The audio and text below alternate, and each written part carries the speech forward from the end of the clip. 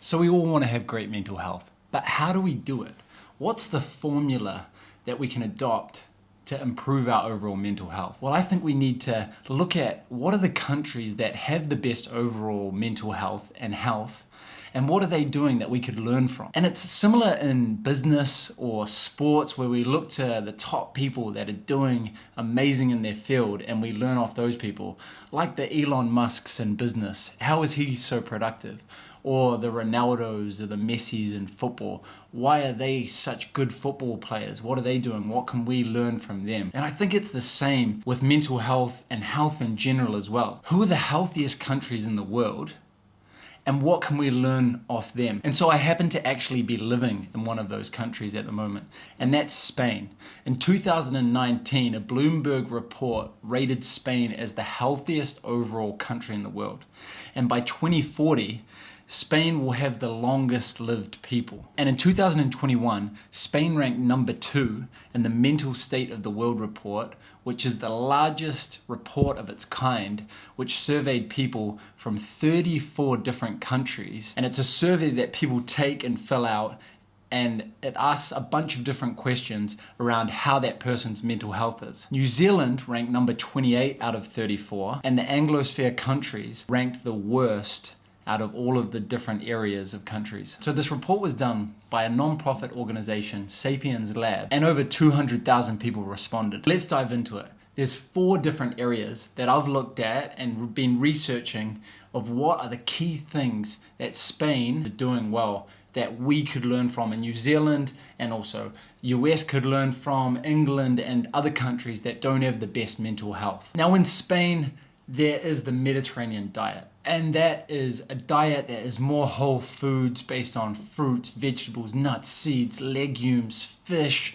a bit of meat, some dairy, a bit of red wine. And it's basically more variety of whole foods in their diet and less processed foods. And this is so important because if you're struggling with your mental health, you've got to be looking at your nutrition, because gut health is so important for how you feel and your anxiety levels and depression levels, because we've got the gut-brain axis. And it's interesting, in Spain, only 24% of their diet is ultra processed. And that's different to New Zealand, where in the supermarkets, nearly 70% of the food that is sold is ultra processed, meaning it's more packaged, the food's been more processed and changed, and there's a bunch of different ingredients in the package that we don't even understand.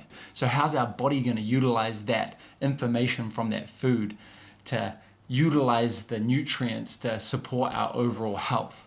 So this is a big one. And in New Zealand, there was another study that showed that by the age of 5 years old, a New Zealand kid will be eating 51% of their foods from ultra-processed foods. And another couple of interesting things is how the Spaniards eat too. So living here, you hardly see people walking and eating or drinking and eating, because people take time for their food. And it's considered odd to be walking around and eating your food. And I actually feel a bit weird when I do it, because I heard about this thing and then I noticed, actually, yeah, there's hardly any people in their cars eating and walking around eating. And so they take a lot of time to eat, especially over the lunchtime break, where they could be sitting there for quite a while and socializing as well after with their friends. Number 2 is movement, and that is walking. And in Spain and Barcelona, I walk so much. And that's because a lot of the neighborhoods have a lot of the different things that you need in that one neighborhood. And they're really well connected. And the cities here are easy to navigate, especially in Barcelona. And so it's way easier to walk and get around. And Spain also has one of the highest percentage of commuters by walking or cycling. It has 37% of the people either walk or cycle to work, which is absolutely amazing. And compared that to the United States, where only 6% of the people walk or cycle to work. And when you're walking, you just feel better. Instead of being stuck in a car like I would be in New Zealand, you know, trying to get from A to B in the car, and there's big traffic jams and the stress and the annoyance that I used to feel by being in those traffic jams, compared to walking, or I cycle a lot in Barcelona, and the wind's going past my face and I'm cruising around, especially on the electric bikes, is super fun. it just feels way better for the overall body to be moving more instead of so stagnated. So that's another thing that we need to be doing, is walking a lot more to improve our overall mental health. And a report showed that walking for an hour a day or running for 50 minutes reduced the risks of major depression. And so it's just that act of moving the body. And how can you implement it into your day? Can you walk or cycle to work? I know we need a lot better cycling ways in New Zealand, and here in Barcelona it's not amazing, but it is safer than a lot of places in New Zealand to cycle. And when you make the cycleways a lot safer, then you get more people cycling on the roads. And so I think we need to implement wider paths for people to walk and better cycling ways, safer cycling ways for people to then hop on their bike and be able to get from A to B on their bike rather than in their car. Another super interesting thing that the Mental State of the World report showed was that lower GDP countries in general had better mental health than countries with a higher GDP.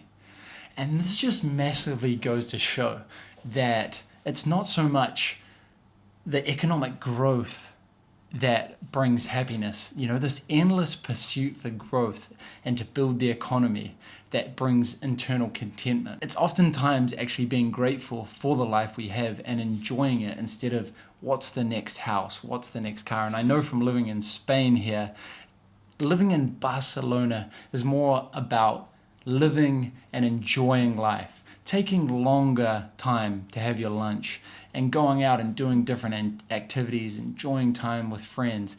And there's a lot less conversation about the work that you do, how much you're earning, and possessions compared to living in New Zealand, where I think it's not as bad as the States or some other places where it's really focused on economic growth and the next car or the next house that you're buying.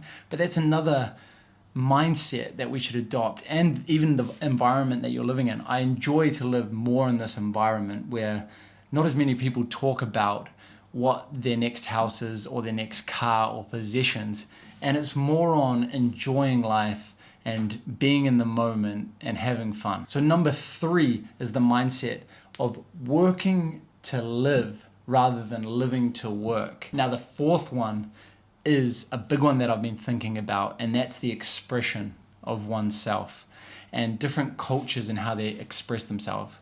And I think the Anglosphere countries are more stiff. We are more conserved with our expressing our emotions. And we're more like the Queen, where she's very tight-lipped and doesn't express as many emotions compared to the Latin American countries. And I really like the Latin American style and the Spanish style of expressing emotions. And it's actually been shown to improve people's mental health as well. So from the Mental State of the World report, it showed that continental Europe and Latin America were overall had the best mental health in terms of sections of the world with the countries that they studied. Number 1 on the Mental State of the World report was Venezuela, which is interesting because they're going through a lot of tough times with their economics. And I've been catching up with some Venezuelans here, and one of the Venezuelans was telling me that they're more expressive with themselves in terms of dancing, in terms of eating and expressing themselves, singing, which is super interesting. And there was another study that showed that Latin American countries were happier than other countries because they expressed more positive emotions. So this point's super interesting, okay? And it showed that the Latin American countries had positive emotional expressions that held a higher score for life satisfaction than Confucian Asian countries who prefer serenity and calmness over Latin American cultures who prefer to express high arousal positive emotions such as elation and excitement.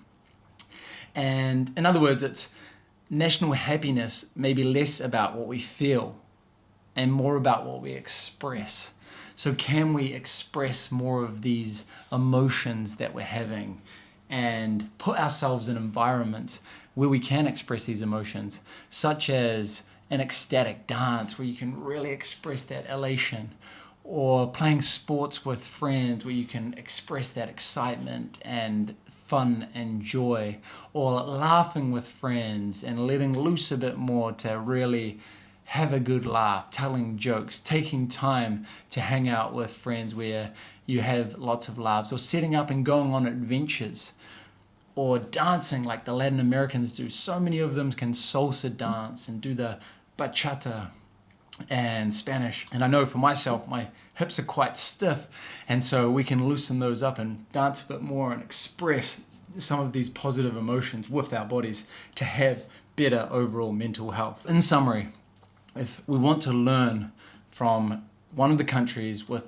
the best mental health and the best health overall, the things that they're doing that I've observed and looked into is they're eating more whole foods. They're eating more of the Mediterranean diet. So if you are struggling with mental health, look into the Mediterranean diet and see if you could incorporate more of those foods into your diet. Number 2 is walking way more. So how can we set up our life to walk or cycle more or just move more? It doesn't have to be going to the gym. It could just be going for a big long walk after work, or seeing if you can walk to work, or parking a little bit further away from the supermarket, not having to park super close, so you can get those extra steps in and get that body moving. And the culture of living to work or working to live. And I think we need to adopt more of a culture of working to live and absolutely enjoying life and not getting so fixated on cars or material possessions that are going to bring us happiness. It's that internal contentment and expressing those positive emotions like they do in Latin America. Can we get into more dance, laughing with our friends, setting up different adventures so we can express those really good positive emotions that we want to feel. I hope this has helped, and I really want to know if you've tried some of these things, or if you agree or disagree. Leave a comment below and tell me if you've tried some of these things and if they've been really beneficial for you. Have you gone for more walks and it's improved your mental health? Have you changed your nutrition and it's improved your mental health? I'd love to know. We can learn from each other and grow this whole mental health community so we can all have better mental wellness. And hit the like button, tap subscribe as well. I put out a video a week, and I really want to help improve everybody's mental health. I'm doing the research and finding different ways we can improve our overall mental health, and that will really help to improve the algorithm. Awesome. You guys are great. Much love.